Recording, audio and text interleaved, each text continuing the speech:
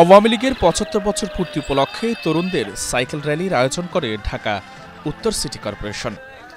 এতে অংশ নেন নগরীর কয়েকশো তরুণ। র্যালির উদ্বোধনী অনুষ্ঠানে সাইকেল চালান আওয়ামী লীগের কেন্দ্রীয় নেতারাও। এর উদ্বোধন করেন দলের সাধারণ সম্পাদক ওবায়দুল কাদের।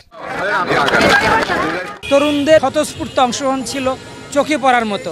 তার মানে তরুণরাও বঙ্গবন্ধুর আদর্শ নিয়ে বঙ্গবন্ধু শেখ হাসিনার নেতৃত্বে যে স্মার্ট বাংলাদেশ বিনির্মাণের যে রাজনীতি তার প্রতি সমর্থন জানিয়েছে। আওয়ামী লীগের আদর্শের মূল স্রোতধারার সাথে এক করে আগামীর বাংলাদেশকে নেতৃত্ব দেবে আজকের তরুণ প্রজন্ম।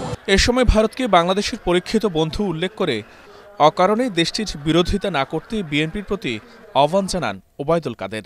ভারত বিরোধিতার নামে আন্দোলনের ইস্যু খোঁজার চেষ্টা করছে, তারা আবারও ভুল পথে হাঁটছে। ভারত আমাদের ৭১-এর পরীক্ষিত বন্ধু, ৭১-এর চেতনাও আপনারা ধারণ করেন।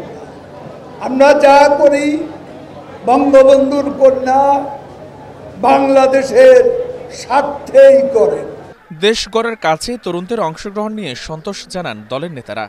বঙ্গবন্ধুর আদর্শ উজ্জীবিত হতে তাদের আওয়ামী লীগে যোগদানের আহ্বানও জানান তিনি। বাংলাদেশের তরুণ সমাজকে আওয়ামী লীগ আলোর পথে এগিয়ে নিয়ে যাবে।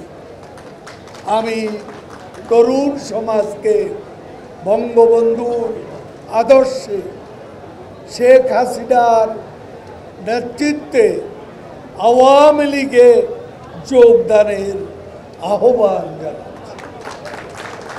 সাইকেল র্যালিটি মানিক মিয়া অ্যাভিনিউ থেকে মিরপুর হয়ে ধানমন্ডি ৩২ নম্বরে গিয়ে শেষ হয়।